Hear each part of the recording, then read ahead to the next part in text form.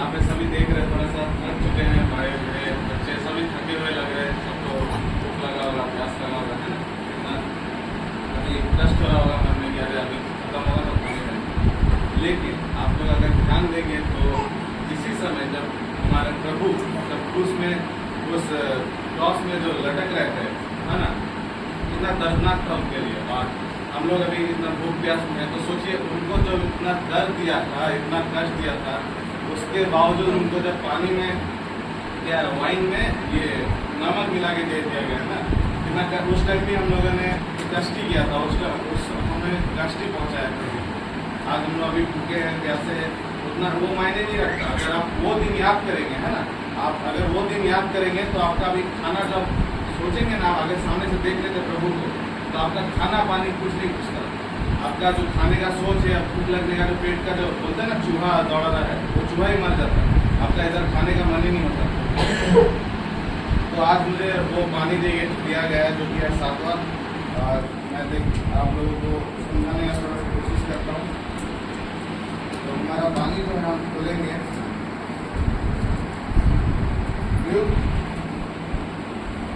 Chapter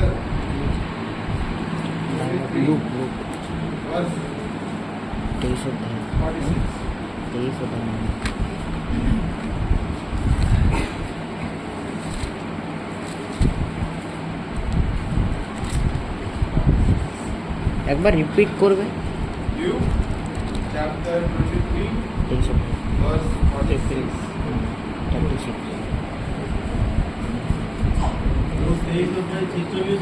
46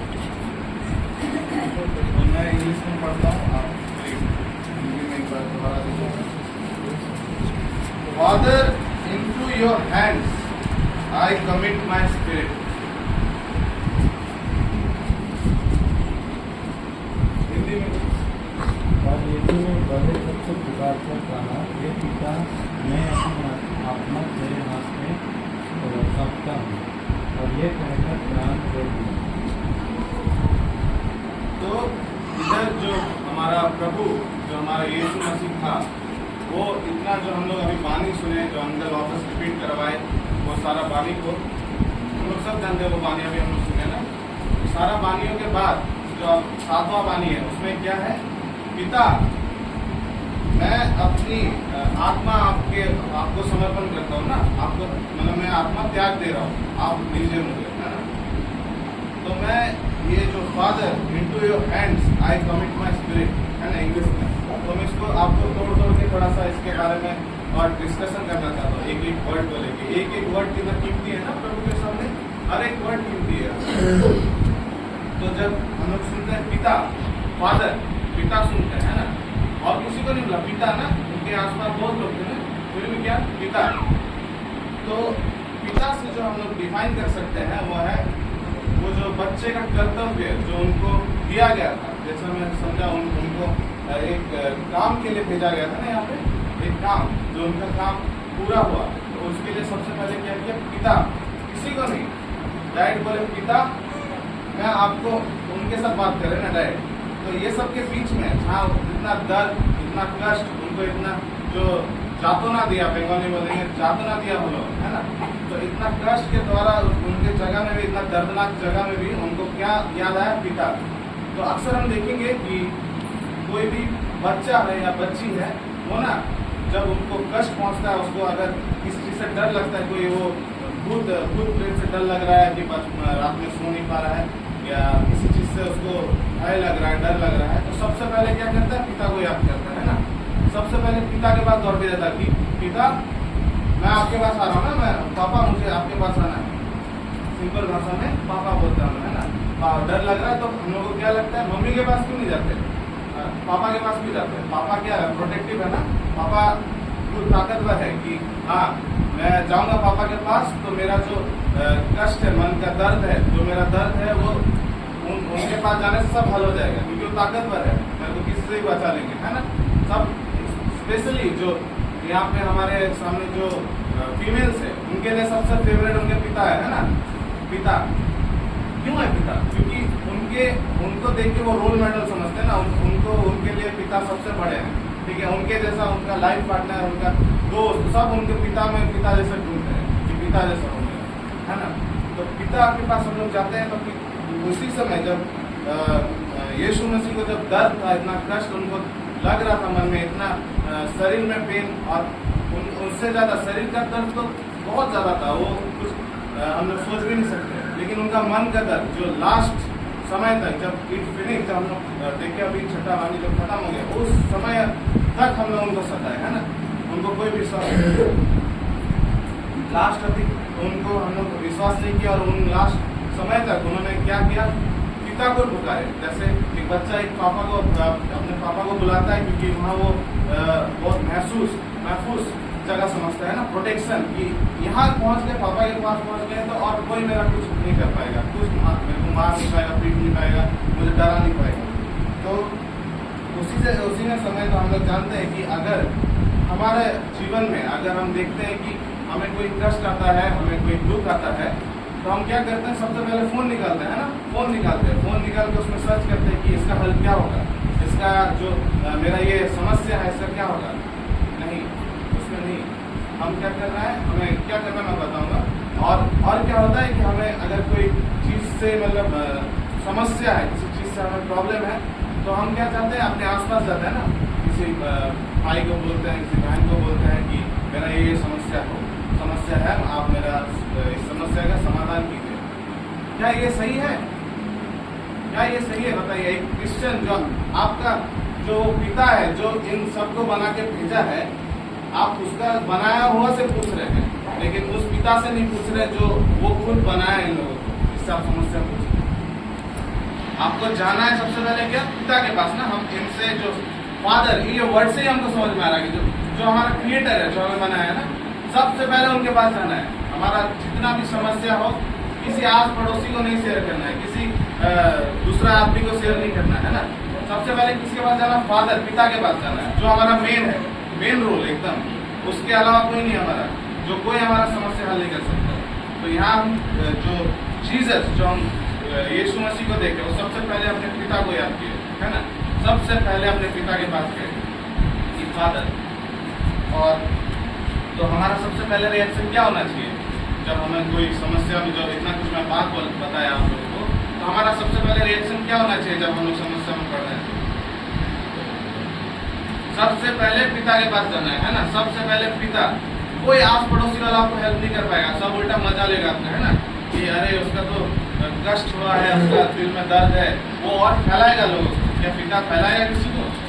इसके कान में फूकेगा कि हाँ ये बच्चे का प्रॉब्लम है मेरा, नहीं बताएगा ना। पर्सनली आप एक रूम में जाके अपना पिता से बात कर सकते, कोई डिस्टर्ब नहीं करेगा, और उनको बताएंगे तो उन्हीं में सबका हाल निकल जाएगा। और दूसरों को, किसी को बताने में आपका ये प्रॉब्लम नहीं है, किसी को बताओगे तो कोई आपका प्रॉब्लम हल नहीं कर पाएगा। तो दूसरा हम देखते जो पिता के पास जो कहा गया, इन योर हैंड्स ना, आपके हाथों में मेरा आत्मा समर्पित करता हूँ ना। तो मैं आपके हाथों में प्रकाश डालना चाहूंगा, हाईलाइट। इन योर हैंड्स, उसका मतलब होता है इन योर हैंड्स, मतलब किसी के हाथों में नहीं। आप अगर देखा जाए, आप जो पुरुष मृत्यु देखे हैं, इतना जो कष्ट वाला था, सबको पता है ना कितना कष्ट से गए थे प्रभु, कितना कष्ट, लहूलुहान होके जो इतना कष्ट से उनको ले जाया गया, मार पीट के ठुका गया, इधर लेके गया, है ना। तो इन योर हैंड्स यहाँ से मैं निकालूंगा, किसका बोल रहा है? इन योर हैंड से किसको बताया जा रहा है? किसके, मतलब आपके हाथों में किसको बोला जा रहा है? बोलिए। पिता को बोला जा रहा है ना। इन योर हैंड, पिता को बोला जा रहा है, और किसी को नहीं। वहाँ पे आप देखेंगे, जब समझिए कि यहाँ प्रभु है ना, प्रभु है, तो ऐसे क्रूस में लटक रहा है ना। तो वहाँ पे आपको दिख रहा है ना, बहुत मनुष्य है, सबका हाथ है ना उधर, ऐसा नहीं है तो किसी का हाथ नहीं था, सबका हाथ था उधर। इतना सारा हाथों के बीच, इतना सारा हाथ, जो उसको कोई हाथ उसको बदन में कील ठोक रहा था, है ना, कोई हाथ उसको पैरों में कील ठोक रहा था, कोई हाथ उसको कांटा का मुकुट पहना रहा था, है ना, कोई हाथ उसको मार रहा था, मतलब ये थप्पड़ मार रहा था, चौड़ मार रहा था, ठीक है। हर एक हाथ उसको तकलीफ भी दे रहा था, हर एक हाथ, एक भी हाथ ऐसा बचा नहीं था जो उनको कष्ट नहीं दिया हो, हर एक हाथों से उनको कष्ट ही पहुंच रहा था। लेकिन उन्होंने क्या चुना? इन योर हैंड, पिता आपके हाथों में, आपके हाथों में, और किसी के हाथों में नहीं, पिता के हाथों में, ओनली पिता। और कोई उसका कुछ मतलब सब देख लिया, उधर उधर देख के जो 7वां वाणी था, बहुत टाइम था ना, बहुत टाइम था देखने का, समझने का कि आदमी अभी भी चेंज हो रहा है कि नहीं, मेरा इतना दुख दर्द कष्ट से चेंज हो रहा है कि नहीं। कोई चेंज नहीं हुआ, एक सिंगल आदमी चेंज नहीं हुआ। जब खत्म होने लगा तब वो जो उसे कष्ट पहुंचा रहा था, वो रियलाइज किया कि अरे ऐसा तो सिर्फ मसाया ही कर सकता, सन ऑफ गॉड ही हो सकता है उसका, जो टेम्पल मंदिर टूटा और जो उसके बाद आदमी तूफान आया, तब समझा। लेकिन 7वां वाणी इतना 1 2 3 4 5 6 छठा वाणी तक कोई नहीं उसको रियलाइज ही नहीं किया कि ये भगवान है, हमारा गॉड है, कोई नहीं जानता इसको। तो जो इन योर हैंड्स के बारे में बोलूंगा कि पर उन्होंने क्या कहा, पिता आपके हाथों में, आपके हाथों में मीन्स आपके हाथों में, क्योंकि उसके अलावा कहीं सेफ जगह नहीं है। आसपास देख लिया बहुत करके, यहाँ वहाँ देखा, आसपास पूरा सराउंडिंग में देखा, कोई उनको हेल्प नहीं कर पाया ना। लेकिन वो लास्ट में पिता को चुने कि पिता आपके हाथों में, आप खुद को मैं समर्पित करता हूँ, आपके हाथों में, और किसी के हाथों में नहीं। क्योंकि वो जानते हैं कि प्रभु यीशु मसीह जो जिस लायक है, जिसको उनको हैंडल करना है, वो हैंडल कर पाएंगे। ये जगत को देख लिया, कोई अच्छे से हैंडल नहीं करता है, सब उनको मृत्यु की तरफ लेके गया। तो एक ही विश्वासी के कारण में हम लोग जो देखेंगे कि एक विश्वासी का जो जीवन है, उसका एक विश्वासी होने का कारण हमें पता रहना चाहिए कि बहुत कष्ट, बहुत दर्द, बहुत परेशानी आएंगी, है ना। तो हमें क्या करना है, खुद के ऊपर नहीं, किसी दूसरे के ऊपर नहीं, मतलब निर्भर नहीं होना है किसी के ऊपर, किसी की दूसरे के ऊपर निर्भर नहीं होगा। कि निर्भर होंगे तो आपका फिर कोई जब आप बता के देखें किसी को, तो आपका प्रॉब्लम का हल निकल गया, बस मन का शांत होगा ना, कि मन का हम प्रॉब्लम बता दिया, अपना दुख दर्द बता दिया, मेरा परिवार में ऐसा ऐसा चल रहा है, पैसा पाती का बात नहीं, अभी खराब चल रहा है, बहुत प्रॉब्लम चल रहा है। आप खाली अपना दुख शेयर किए, हल हुआ नहीं हुआ, हल किसके पास होगा, उनके हाथों में हल होगा। तो आपका जीवन में जो परेशानी आता है, जो दर्द आता है, दुख आता है, सबसे पहले उनके हाथों में सौंपिए सर, है ना। सब चीज उनके हाथों में सौंप दिए। तो मुझे अच्छा लगता है कि ये जब यीशु ने ये कहा था जॉन में, यूहन्ना में चैप्टर 10 वर्स 29, बोलिए आप लोग जॉन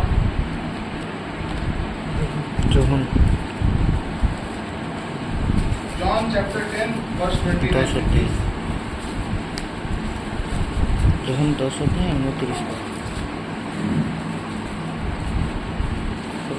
10:29। पढ़िए कोई हिंदी में। मेरे पिता उन्हें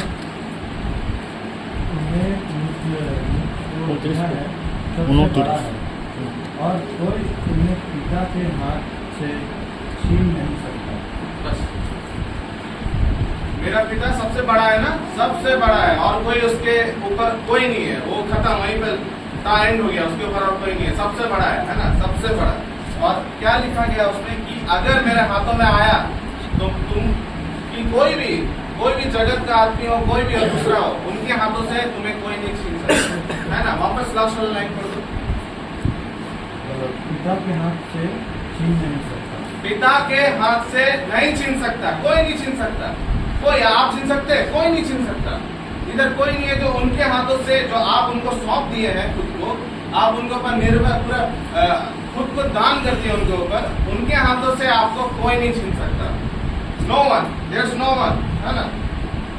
तो इतना दर्द, इतना कष्ट, इतना जो उनको यातना दिया गया यीशु मसीह को, फिर भी उनको ये बात याद था, ठीक है, ये बात याद था कि उनके लिए जो सब कोई नहीं है, लेकिन उनके लिए एक जन वहां पे है, जो उनके पिता, उनके हाथों में उन्होंने खुद को समर्पित करना चाहा। तो फिर और एक हम लोग पढ़ेंगे जो इन योर हैंड्स के बाद है, आई कमिट, मैंने मतलब क्या बोलते हैं उसे, समर्पण, कुर्बान कर दिया। आई कमिट का कोई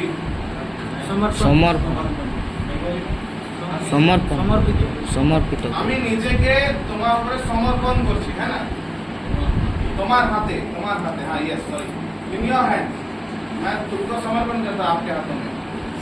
तो ये समर्पण का मतलब है ये सरेंडर ना, सरेंडर, जो ये आई कमिट, जो इसका ग्रीक के मतलब होता है, ग्रीक में इसका मतलब है कि किसी के ऊपर पूरी तरह से मतलब क्या बोलते हैं उसे, निर्भर हो जाना, है ना। किसी के ऊपर अपने को खुद को उठा के उसके हाथों में दे देना कि अब मेरे से नहीं हो रहा है, अब मैं ये काम नहीं कर पाऊंगा, है ना।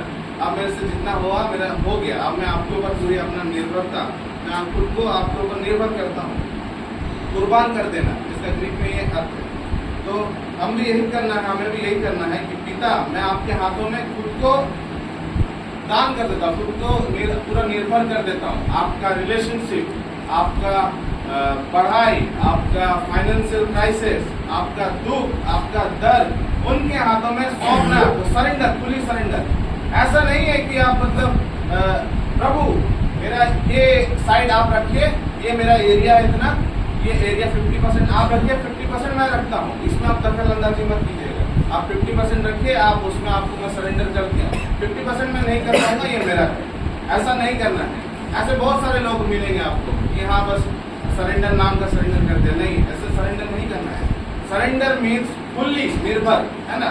ग्रीक में क्या बताया मैं, मतलब कि पूरी तरह निर्भर हो जाना, पूरी तरह मीन्स 1% भी आप किसी के दूसरे के ऊपर या खुद के ऊपर नहीं रह सकते, पूरा पूरी आपको उनको सरेंडर करना पड़ेगा दूसरे।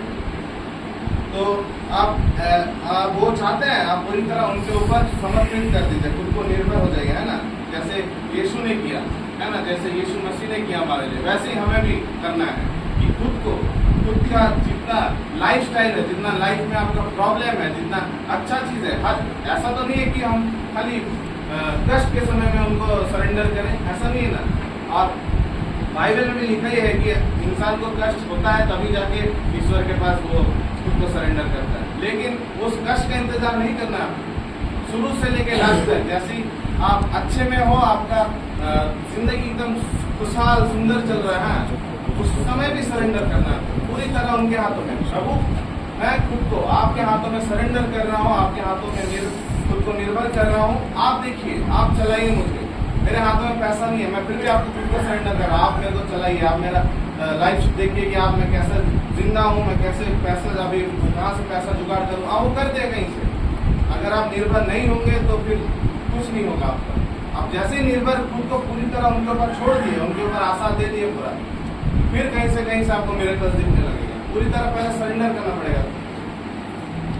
फिर हम लोग लास्ट जो हम लोग माई स्पिरिट, जो उनका आत्मा, उनका आत्मा माई स्पिरिट क्या था, father into your hands I commit my spirit. I commit तक हम लोग लिखता है, समझ गए क्या है। अब माई स्पिरिट मतलब उनका आत्मा जो निकलेगा अभी वहां से, बॉडी से, वो तो अभी इसमें है ना, बॉडी में है, जो फ्लैश जो मांसों में है ना, अभी वो मांस में है, वो मांस छोड़ के जब निकलने वाला है तो उसमें लिखा है माई स्पिरिट। ये नहीं बोला कि ये मैं बॉडी त्याग कर रहा हूँ, ये नहीं बोला, मैं ये स्पिरिट निकल रहा हूँ ऐसा। आई कमिट माई स्पिरिट, मैं अपना आत्मा आपको समर्पण करता हूँ। तो माई स्पिरिट मतलब उस बॉडी से उद्धार मिला ना, उद्धार मुक्ति उस बॉडी से, कि उद्धार से निकल जाना, उस बॉडी से उद्धार में निकलेगा तभी ना परमेश्वर के पास जाएंगे। तो क्योंकि यीशु जानते थे कि वो बॉडी है, वो जो बॉडी है वो मर सकता है, ठीक है, इंसानी बॉडी है ना, son of man, son of God बोला जाता है, ईश्वर का पुत्र, मनुष्य का पुत्र, दोनों कहा जाता है। तो जो मनुष्य का पुत्र था, मनुष्य का, वो जानता है कि ये बॉडी खराब हो जाएगा, ये बॉडी सड़ जाएगा, ये बॉडी मर जाएगा, ठीक है, लेकिन क्या आत्मा मरता है? नहीं मरता। आत्मा हमेशा जीवित रहता है, हमेशा। अगर आज ही हम ये बॉडी कोई छोड़ता है तो वो दुखी जरूर होगा, आपका कोई प्रियजन होगा, आपका कोई बोलते लव्ड वन, जो आप जिससे प्यार करते हैं, आपको जो प्यार करता है, वो आप सोच सकते हैं कि ये चला जाएगा, इस बॉडी को छोड़ के, मतलब पृथ्वी को छोड़ के चला जाएगा, दुख होगा बहुत। लेकिन अगर हम परमेश्वर पे विश्वास किए हैं, यीशु मसीह पे विश्वास किए हैं, उन पे विश्वास रखते हैं, तो ये बॉडी यहीं रह जाएगा, है ना, बॉडी यहीं रहेगा, पर आपका आत्मा, आपका स्पिरिट जो आपके अंदर बसता है ना, वो प्रभु के पास जाएगा, वो हमेशा जीवित रहेगा, वो कभी मरेगा नहीं, है ना। वो मर रहे हैं, उनका अंतिम समय है, उनका अंतिम समय में भी वो यही कर रहे हैं कि फिर भी आत्मा उनका खुद को समर्पित कर रहे हैं, उनको अपना आत्मा निकाल के दे रहे हैं कि प्रभु आप संभालिए, आप आगे का आप देखिए, ठीक है। तो हमें इससे क्या सीख मिलता है? जानते हैं हमारा शरीर मर सकता है ना, मर के कब्रिस्तान में जाएगा, कब्रिस्तान में गाड़ा जाएगा, सब कुछ होगा, लेकिन हमारा आत्मा हमेशा जिंदा रह जाएगा, हमेशा जिंदा रहेगा। और ये याद रखना है, हमारा शरीर में जो भी है वो हम त्याग कर जाएंगे, लेकिन हमारा जो आत्मा वो हम संग लेके जाएंगे, वो प्रभु के पास रहेगा, हमारा सेफ रहेगा। और जो विश्वासी भाई है वो हमेशा अनंत काल तक वहाँ जीवित रहेगा। आपका बॉडी, आपका जो फ्लैश, ये मांस है, ये किसी का 40 साल, किसी का 50 साल, किसी का 60 साल और भी ज़्यादा 100 साल ले लेते, चलिए 100 साल आप जीवित रहे, लेकिन वो फायदा नहीं है ना। आपका जो आत्मा, आपका जो आत्मा, वही जब ये बॉडी छोड़ेगा वो वहाँ का अनंत काल तक जिएगा, अनंत काल जीवित रहेगा हमेशा, इटर्नल लाइफ एकदम। आज मतलब उसके अलावा कुछ है ही नहीं, और शेष मतलब वो उधर कुछ खत्म होने का सीन ही नहीं है, उधर आप अनंत काल तक जीवित रहेंगे। और हम जानते हैं कि इतना दुख दर्द, इतना कष्ट रहा, तो इससे एक पद भी है जो कि है उसके कोड़े खाने पे हम लोग वापस से हील हुए ना,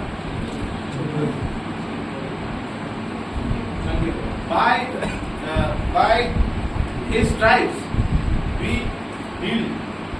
उसके कोड़े खाने के बाद उन्होंने जो इतना पूरा खाया, इतना मार सहा, आदमी का गंदगी थूथू अपना मुंह पे दिया, इतना आप जो वो देख पाएंगे ना, अगर वो आप देखते तो मे भी आपका भूख से अभी कुछ भूख का संकेत ही नहीं आता कि भूख भी लग रहा है मुझे। इतना दिल दहलाने वाला नजारा था कि आप मतलब मैं आप इसमें से आपको किसी में से यहाँ पे भूख किसी को नहीं लगता। बाय हिज स्ट्राइप्स, उनके कोड़े खाने के वजह से हम चंगे थे। तो प्रभु यीशु मसीह ने अपना आत्मा जो परमेश्वर को समर्पण किया ना, अब हमें देखना है कि हम अपना आत्मा किसको समर्पण करते हैं। तो आज जो हम ये सातवां वाणी सुनते, यही मेरा आज का सातवां वाणी था। आज धन्यवाद दूंगा, आप लोगों ने अच्छे से सुना। और ये जो कष्ट है, ये जो दर्द है, हम अपने जीवन में जैसे अपनाएं, क्योंकि हम लोग जब तक आज गुड फ्राइडे का जो खुशी वाला दिन तो है हमारे लिए कि हम लोग जीवित हैं यहाँ पे, लेकिन जो दुख हमारे लिए सहा गया, वो दुख अगर हम अपने अंदर नहीं लेंगे तो ये खुशी भी हमें समझ में नहीं आएगी। वो दर्द हमारे हर एक के जीवन में नहीं आएगा तो हमारा कनेक्शन वहाँ तक नहीं बनेगा, क्योंकि हमारा हर एक चीज़ का, जो हमारा हर एक विश्वासी का एक ही है, विश्वास टिका हुआ है, एक ही विश्वास है कि प्रभु जो हमारे लिए था वही हमारे लिए इतना कष्ट रहा, और इतना कष्ट सहा के हमें ये इस जो यहाँ पे खड़े हैं हम लोग, उन्हीं की वजह से खड़े हैं। तो हमें ये दुख अपने अंदर लेना है, कोई ऊपर से सुन के चले गए ये नहीं होना है, उनको अपनाना है, अपने बच्चों को, अपने बेटों को, अपने बच्चियों को आप समझाइए, वो दुख, वो दर्द आप उनके मन में लाइए कि समझे, वो अच्छे से समझ पाए, क्योंकि जब तक नहीं समझेंगे तो ये खुशी वाला दुख रहेगा, उन लोगों का मतलब नहीं समझ आएगा।